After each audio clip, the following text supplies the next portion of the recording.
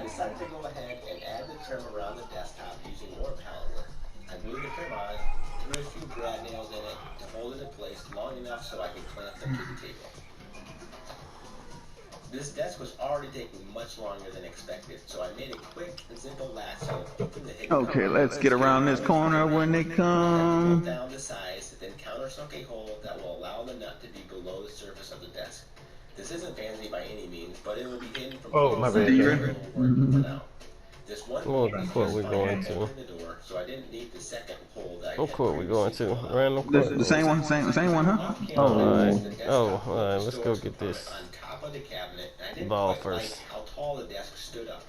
So I that's what she decided to said. lower the hidden compartment into the top of the cabinet by cutting out a hole on top. However, I couldn't just cut out the hole because I had pocket screws that I used to secure the two side panels of the cabinet. So here I'm drilling support screws on the sides of the top panel so that I can then remove the pocket screws that were interfering with my cut that I needed to make. Since this cabinet will be painted, I will simply be able to cover the screws with wood filler and no longer know they're there. With the pocket screws removed, I can then make my cut. I used a sanding block to smooth the edges and square up my corners. I added two cross supports, one in the middle and one in the back. The one in the back will also be part of the bottom of the power strip compartment. I took the back support board and rigged up a base that will be part of the bottom of the power strip compartment. I created a channel that the power strip can sit in and have the cord stick out the bottom. Before mounting the base back into the cabinet, I went ahead and painted it black, which is going to be the color of the power strip compartment. Oh, yeah, my I bad. decided to make a sawhorse that would hold up the Oh, other it's them side. niggas. This part Here, Leo, his man ain't playing. You could also use regular table legs instead. Oh, damn, Leo wasn't playing either. Yeah, well, hold on, try it again, try it again, try it again. Oh, it worked that time.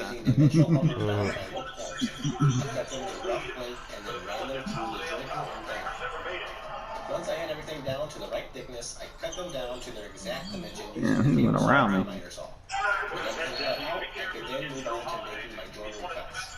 For the top part of the sawhorse, I cut out two notches which the legs will fit into. I don't have a radar set, so I had to make a lot of little passes to the table saw. I then cut a 45-degree angle on each side of the Nice crossbeam work, to give it a cleaner edge. Next was to cut the tenon of the bottom of the legs to fit into the leg base. Again, I used my table saw to make a lot of little passes for the length and depth part of my tenon. Afterwards, I cleaned up my tenons with a chisel. Nice. I then move on to cutting out the mortise and the teeth. I sketched the outline of the mortise and then used my drill press with a portioner bit to cut out the majority of the mortise. However, I seem to have lost the video for this part. Fuck it. I was gonna say, you might as well stay on me. They're gonna try to bait me because they know I can't play no defense. This is my first time doing a mortise and tenon, so they weren't the prettiest, I'll admit, Well, they but know we'll. practice makes perfect. They know we ain't committed time in now, though. Using the same process, and then Ooh. did a quick test fit to make sure everything lined up and looked My good. bad, Eric. I moved on to forming the base. Here, I'm moving a small section Catch and from shoot. the bottom part of Ooh. the base to form two small feet. I wanted to put a large angle on each side of the feet. Damn, he got his A rebound? large chunk of the angle with my miter saw, and then sanded the rest of the angle with my oscillating belt sander. This would work better with a bandsaw, but I don't have one, and my jigsaw blade is not long enough. I then started to form the leg uprights in the middle crossbeam. I decided to put a small arc in the middle crossbeam, so I placed a couple of nails, one at the end and another in the middle, to help hold my flexible ruler while I drew the arc. He found me before I could pass it. I then cut everything out with my jigsaw. I made sure to cut on the outside of the line so I could then clean everything up using my oscillating sander. Finally, I used my router with a round over bit to soften up the edges. Now I was on to filling all my screw holes, nail holes, and any other imperfections with the wood filler. After wood filling, I moved on to sanding everything. I started with 80 grit sandpaper and moved my way up to 220 grit sandpaper.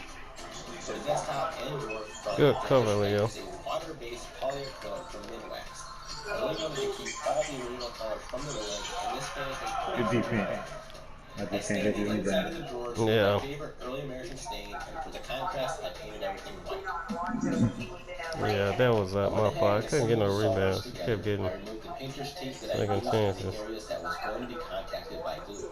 It was pretty sturdy by itself, but I added wood glue at all the joints for I'm gonna foul out that dude. He keep touching me. They smart. Every Keep time they touching me. make a mistake, they foul to fix it. Everything with a clear coat of pilot paint as well. With everything dry, I can start assembling the desk. I began by attaching the drawer hinges to the side of the drawer and cabinet. I used Come on. 2 doors to help hold the cabinet drawer cracks in place as I screwed them together. Everything fit like it's Let's supposed to. go. To attach the drawer faces, I used 2 washers to act as spacers on the bottom and in between each drawer face. I also No, used Damn. bolts for the spacers on the Wide sides. open. Once Wow. everything was lined up, I used a clamp to hold the drawer face in place so I can then remove the drawer and screw the panel to the drawer. Because I'm dealing with pallet wood and I didn't completely flatten the drawer panels, I had to add a few more clamps to hold them flat against the drawer while I screwed them together. Here I'm using Craig screws because they are the only 1-inch long screws that I have in the shop. The piece of wood that I used for the power outlet cover was much skinnier than the rest of the desk now. I decided to fix this issue by using Good rubber man. magnets as spacers as No, well as I'm holding over. the cover into place. Oh, he missed all that Using a gold. coarser bit that was the same size as my magnets and drilled a hole where I needed the magnets to be on the desktop. I used this dowel locator pin that had a point on the top and set it in the hole. I then put the cover on and pressed down firmly, which then showed me where I needed to make a hole for the underneath cover. Alright. I thought he was gonna come guard me. That's why I didn't shoot Until I it. got a nice flush fit on the top of the tabletop desk.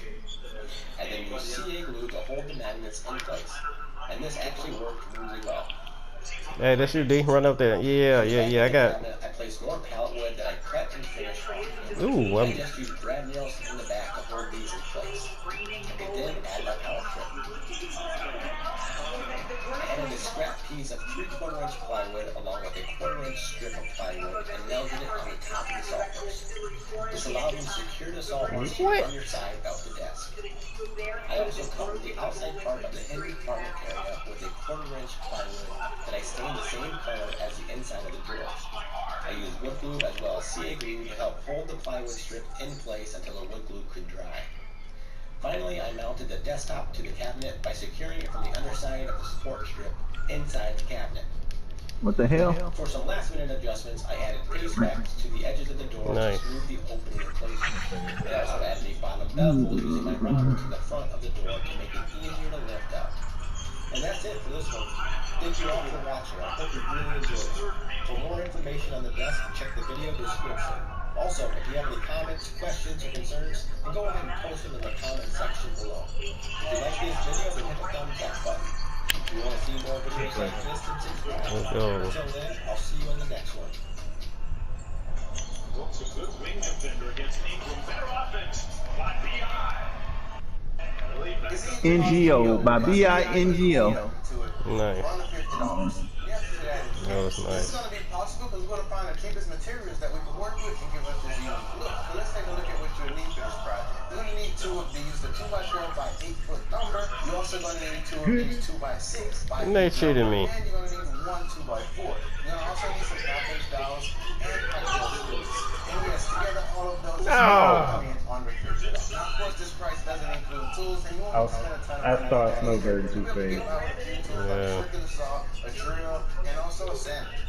So before we dive into the video, I'm going to tell you a little bit about today's sponsor, and that's StockCashback.com. It's a cashback app Wet. that gives 100% of the commission back to Okay, members. This one more means defensive you stop, can everybody. get a purchase in the form of a rebate when shopping online. Over time, that can add up and Get that side, get that side, G. to some extent, we're all shoppers, so if you want to shop online, why not Yeah.